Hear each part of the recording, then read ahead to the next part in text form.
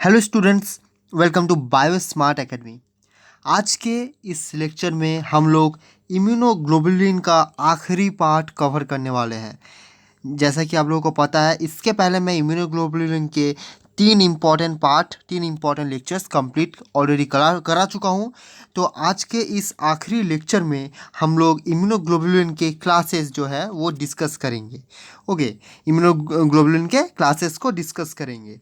Okay, जैसे कि मैंने ऑलरेडी तीन इम्पॉर्टेंट लेक्चर्स करा दिया है। अगर आपने वो तीन लेक्चर्स अभी तक नहीं देखा है तो पहले वो तीन लेक्चर्स देखिए, उसके बाद आकर ये आखिरी लेक्चर इम्यूनोग्लोबुलिन के ऊपर देखिए।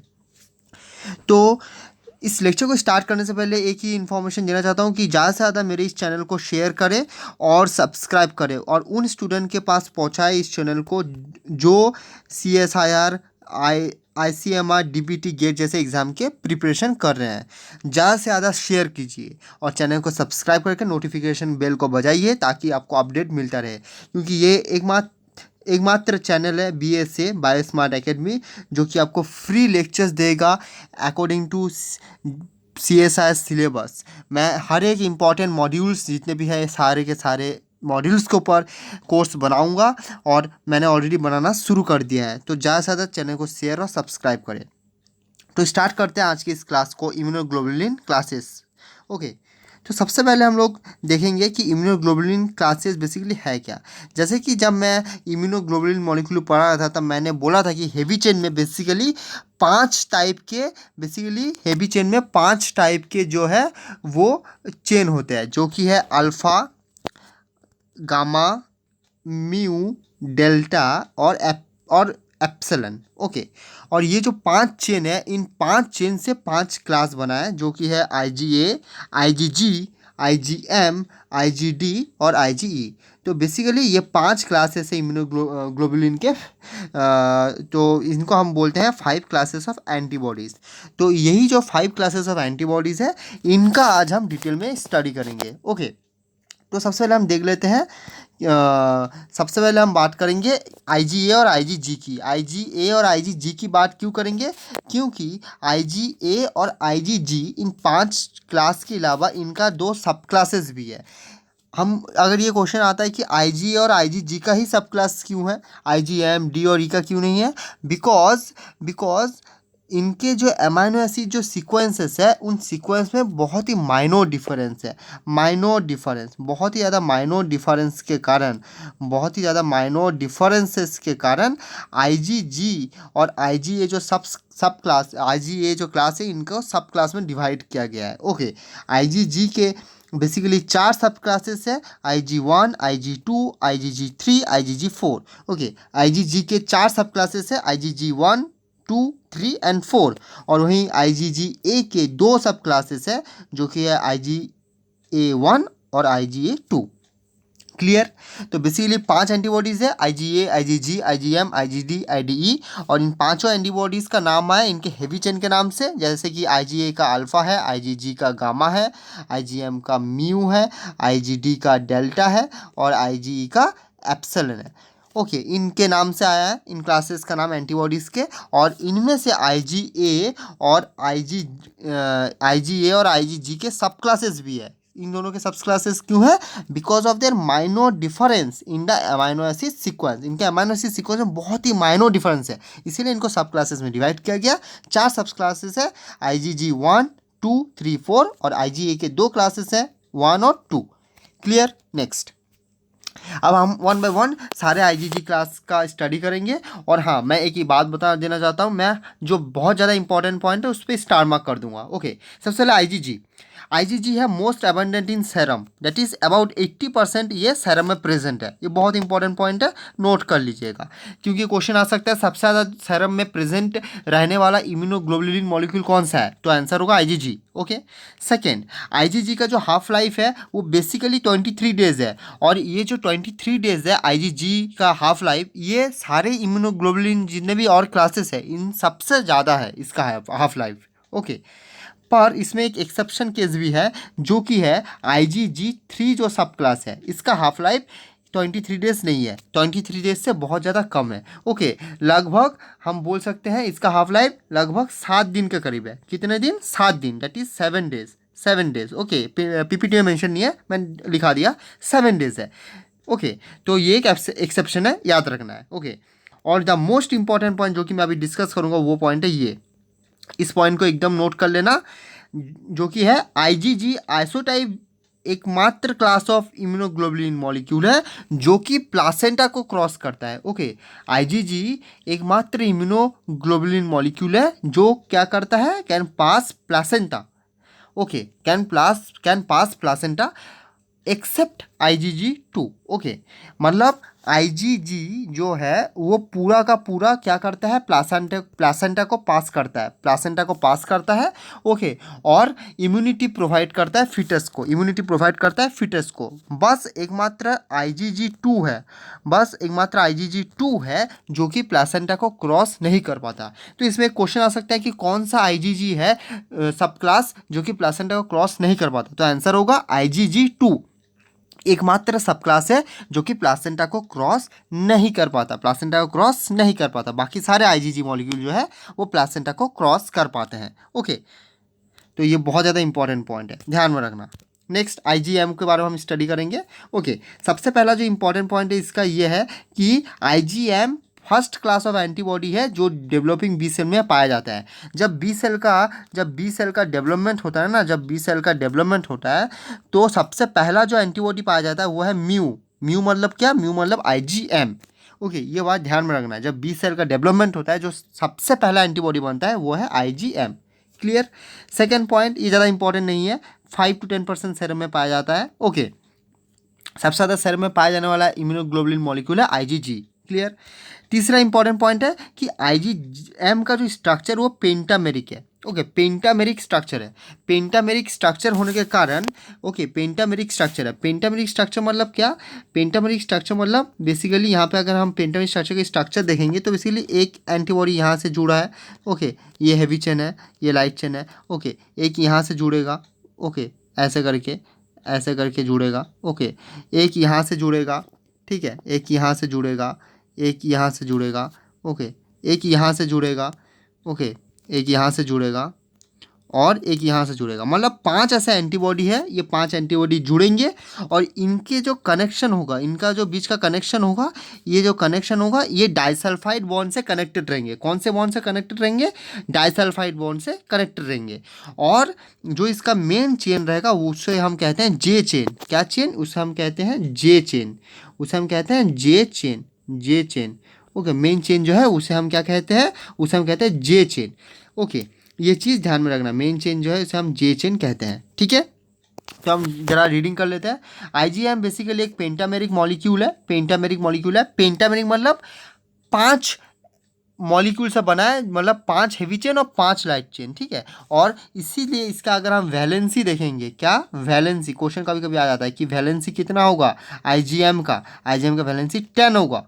10 क्यों? क्योंकि ये पेंटामेरिक है। ओके, और एक मोनोमर में 2 वैलेंसी होता है, तो 5 है तो 5 इंटू 2 10। ओके, वहीं अगर हम आईजीजी का बात करेंगे तो आईजीजी क्या है? मोनोमेरिक है। ओके, आईजीजी क्या है? मोनोमेरिक है। आईजीजी मोनोमेरिक है, मोनोमेरिक है। और इसका वैलेंसी फिर क्या होगा? इसका वैलेंसी होगा 2। ओके, क्योंकि एक मोनोमर में 2 वैलेंसी होता है। ओके, 2 वैलेंसी, एक हैवी चेन एक लाइट चेन, 2 वैलेंसी। इसीलिए आईजीएम का क्या है? 10 है। 10 है क्यों? क्योंकि आईजीएम क्या है? पेंटामेरिक मॉलिक्यूल है। क्या है? पेंटामेरिक मॉलिक्यूल है। ओके, मतलब 5 units and each units consist of 2 light chains and 2 heavy chains, ये ध्यान रखना है। और जितने भी यूनिट्स है वो जॉइंट है बाय डाइसल्फाइड बॉन्ड, जैसे कि मैंने बोला ये सारे बॉन्ड से जुड़े हुए हैं। और एक पॉलीपेप्टाइड चेन से जुड़ा है जो कि है जे चेन। ये बहुत ज़्यादा इंपॉर्टेंट है, इसीलिए मैंने इसको एक अलग कलर में मेंशन किया है, जे चेन। ओके, अगर क्वेश्चन आए कि जे चेन कहाँ प्रेजेंट है तो आंसर क्या होगा? J chain is present in IgM. Okay, IgM. एक और जगह है जहाँ जे चेन प्रेजेंट हो सकता है, वो है आईजीए का सीक्रेटेड मॉलिक्यूल। ओके, इसके बाद वाला हम वही पढ़ेंगे। ओके, तो ये पॉइंट बहुत ज़्यादा इंपॉर्टेंट है, ये 2 पॉइंट ध्यान में रखना है। नेक्स्ट, इसका हाफ लाइफ 5 डेज है, not a problem. Half life सबसे ज़्यादा किसका है? हाफ लाइफ सबसे ज़्यादा आईजीजी का है, सबसे ज़्यादा आईजीजी का है, 23 डेज, 23 डेज। एक्सेप्ट मैंने बताया था, एक्सेप्ट IgG3 जो कि है 7 डेज। क्लियर। नेक्स्ट, IgG पहला एंटीबॉडी है जो बेसिकली एंटीजन के अगेंस्ट काम करता है और किसी नियोनेट में सिंथेसाइज होता है। ओके, तो अगर क्वेश्चन आया कौन सा एंटीबॉडी सबसे पहले किसी नियोनेट में सिंथेसाइज होता है, तो आंसर होगा IgM पहला एंटीबॉडी है जो कि किसी नियोनेट में सिंथेसाइज होता है और ये प्राइमरी रिस्पॉन्स करता है अगेन किसी एंटीजन के अगेंस्ट एक प्राइमरी रिस्पॉन्स करता है। ओके, और सबसे इंपॉर्टेंट यहाँ पे जो पॉइंट है वो है कॉम्प्लीमेंट फिक्सेशन का। IgM more efficient then IgG इन एक्टिवेटिंग कॉम्प्लीमेंट। अब क्वेश्चन आता है कि कॉम्प्लीमेंट एक्टिवेशन सबसे बेहतर तरीके से कौन करता है, तो आंसर होगा IgM। और क्वेश्चन अगर आता है कि IgM क्यों करता है, IgM इसलिए करता है क्योंकि IgM का क्या है, पेंटामेरिक स्ट्रक्चर है और पेंटामेरिक स्ट्रक्चर होने के कारण जो रीजन है ना, वो FC रीजन क्लोज प्रॉक्सिमिटी में रहते हैं और कॉम्प्लीमेंट एक्टिवेशन के लिए FC रीजन का क्लोज प्रॉक्सिमिटी में रहना बहुत ज़्यादा इंपॉर्टेंट है। FC रीजन क्या है, FC रीजन एक एंटीबॉडी का पार्ट है। अगर हम किसी एंटीबॉडी को डिड्यूस करेंगे तो हम वहाँ पे हमको एक FC रीजन मिलेगा। ये मैंने कल के लेक्चर में ऑलरेडी पढ़ा दिया है, प्लीज़ जाके कल का लेक्चर देख लेना, क्लियर हो जाएगा। ओके, तो हम मूव करते हैं नेक्स्ट इम्यूनोग्लोबुलिन की तरफ जो कि है IgA। ओके, IgA का बेसिकली जो नॉर्मल स्ट्रक्चर है वो क्या है, वो मोनोमेरिक है। मोनोमेरिक मतलब क्या, मतलब इसका भी वैलेंसी क्या है, इसका वैलेंसी है, मतलब इसका वैलेंसी क्या है, इसका वैलेंसी है 2। ओके, बट इसका जो सिक्रेटेड फॉर्म है, ओके, इसका एक फॉर्म है दूसरा जो कि है सिक्रेटेड फॉर्म। ओके, जो कि है सिक्रेटेड फॉर्म। ये सिक्रेटेड फॉर्म में इसका जो स्ट्रक्चर हो जाएगा ये डायमेरिक हो जाएगा, इसका स्ट्रक्चर हो जाएगा डायमेरिक या फिर ट्राइमेरिक। ओके, डाइमर हो जाएगा या फिर टेट्रामर हो जाएगा। ओके, और उस हिसाब से इसका वैलेंसी भी चेंज होगा। क्लियर। तो हम बात करते हैं IgA के बारे में। जो इंपॉर्टेंट पॉइंट मैं यहाँ पे नोट करवा दूंगा वो पॉइंट याद रखना, वही पॉइंट सबसे ज़्यादा इंपॉर्टेंट होंगे। ये सेरम वाला पॉइंट है, 10 से 15% प्रेजेंट रहता है हमारे सेरम में, जो कि जितना इंपॉर्टेंट नहीं है। सबसे ज़्यादा सेरम में जो प्रेजेंट होता है वो है IgG। ओके, नेक्स्ट, ये पॉइंट बहुत ज़्यादा इंपॉर्टेंट है, इस पॉइंट को प्लीज़ नोट कर लेना। ओके, मैं येलो से इसको मार्क करता हूँ। It is the predominant IG class in secretion. जो सिक्रीशन है जैसे कि breast milk, saliva, tears, digestive track, ये सब जो सिक्रीशन मॉलिक्यूल्स है इनमें सबसे ज़्यादा जो पाया जाने वाला जो IG है, जो इम्यूनोग्लोबुलिन है, वो है IgA। ओके, ये क्वेश्चन आ सकता है कि IgA सबसे ज़्यादा कहाँ प्रेजेंट होता है, टीयर्स में या फिर सलाइवा में। ओके, ये होगा आंसर, मतलब सिक्रीशन जो मॉलिक्यूल है उसमें। Clear. Next, half life 5.5 days. सबसे ज़्यादा हाफ लाइफ IgG का है, मैंने ऑलरेडी बता दिया है, एक्सेप्ट IgG3। ओके, IgA का जो मेन फॉर्म है जो सेरम में प्रेजेंट है वो क्या है, मोनोमर है। मैं ऑलरेडी बोल चुका हूँ मोनोमर है। ओके, बट इसका एक एक्सटर्नल सिक्रीशन फॉर्म है जिसको हम कहते हैं सिक्रीटरी IgA। ओके, तो इससे ये क्वेश्चन आ सकता है कि सिक्रीटरी फॉर्म किस इम्यूनोग्लोबुलिन में प्रेजेंट है, जो सिक्रीटरी फॉर्म IgA में प्रेजेंट है। ओके, सिक्रीटरी जो IG है उसमें आइडर डाइमर में रहता है या फिर टेट्रामर में रहता है और इसको भी J चेन से ज्वाइन किया जाता है। J चेन से ये ज्वाइंट होता है, J चेन से ज्वाइन होता है। ओके, मैं यहाँ पे क्लियर कर देता हूँ। सपोज ये डाइमर का मैं दिखा रहा हूँ, ठीक है, डाइमर का दिखा रहा हूँ। सपोज ये एक एंटीबॉडी है। ओके, ये एक एंटीबॉडी है, 2 हैवी चेन और 2 लाइट चेन। ओके, और ये एक एंटीबॉडी है। क्लियर, ये एक एंटीबॉडी है, 2 हैवी चेन और 2 लाइट चेन। क्लियर, ये एक एंटीबॉडी है।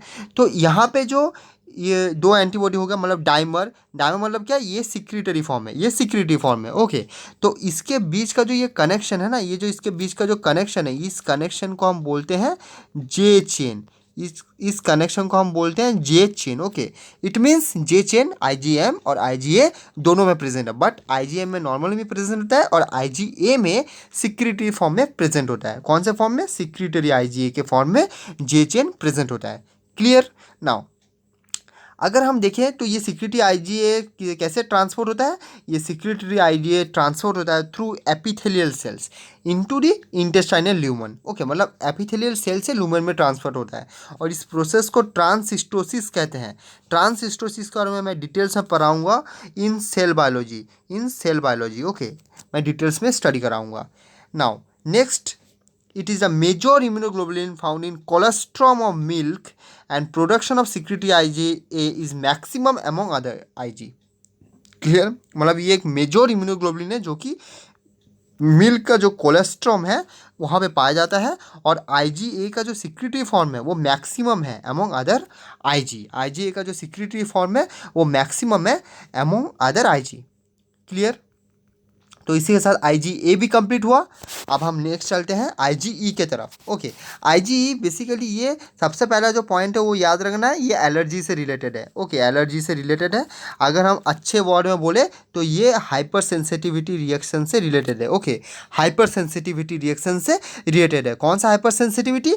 Immediate hyper sensitivity. Okay, immediate hyper sensitivity. Okay, immediate hyper sensitivity के सिम्टम्स क्या है? फीवर हो जाएगा, अस्थमा हो जाएगा, एनाफाइलेक्टिक शॉक होगा। ओके, ये सारे चीज़ मैं डिटेल्स में कुछ दिनों बाद जब हाइपर सेंसिटिविटी पढ़ाऊंगा, इम्यूनोलॉजी का ही टॉपिक है, तब मैं क्लियर करवा दूंगा। ओके, तो ये बहुत इंपॉर्टेंट पॉइंट है, याद रखना है।